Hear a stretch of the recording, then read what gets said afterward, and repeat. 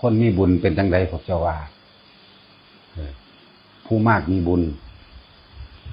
ให้สังเกตเจ้าของเองเด้อว่าคนมีบุญเป็นจังไดก็ต้องไปตามหาอยู่หมู่อื่น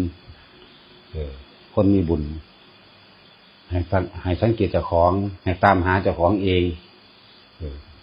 ก็ต้องไปหาหม่องเพิ่นซาเพิ่นลือว่าอยู่หันอยู่นี่หรอกคนมีบุญก็คือตัวเฮาเองน่ะเฮ็ดให้มันเป็นคนมีบุญ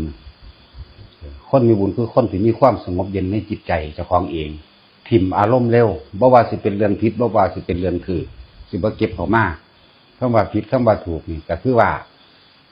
ถ้ามันบ่มาทำลายให้พวกเฮาเองโตเจ้าของเองนั่นแหละเสียชีวิตและทรัพย์สินนะถ้าบ่มีการมารังแกหรือเบียดเบียนเฮานั่นสิบ่มีการเอิ้นเขาว่าไปโต้แย้งหาความชนะหรืออธิบายหรืออีหยังก็แล้วแต่คือสิบ่เก็บเรื่องต่างๆเข้ามาสู่อารมณ์ของเจ้าของนั่นเอง ตามธรรมดาปกติแล้วคนปฏิบัติธรรมสิเป็นคนอยู่ง่ายๆสิเป็นคนบ่เรื่องมาก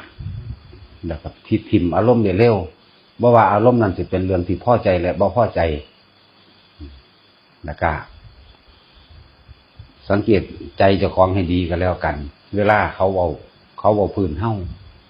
แต่ว่าบ่เป็นเรื่องจริงหรือเป็นเรื่องจริงก็ตามบัดนี้คือบ่เฮ็ดให้เฮาเสียชีวิตและทรัพย์สินนั่นคนมีบุญแท้คือถิ่มเลยบ่ได้เข้าไปเพื่อสิอธิบายให้เขาเข้าใจเจ้าของดอกนั่นแหละบุญมันเป็นจังซั่นก็คือความสงบความไม่กังวลไม่ร้อนในจิตใจของตัวเองนั่นแหละคนมีบุญ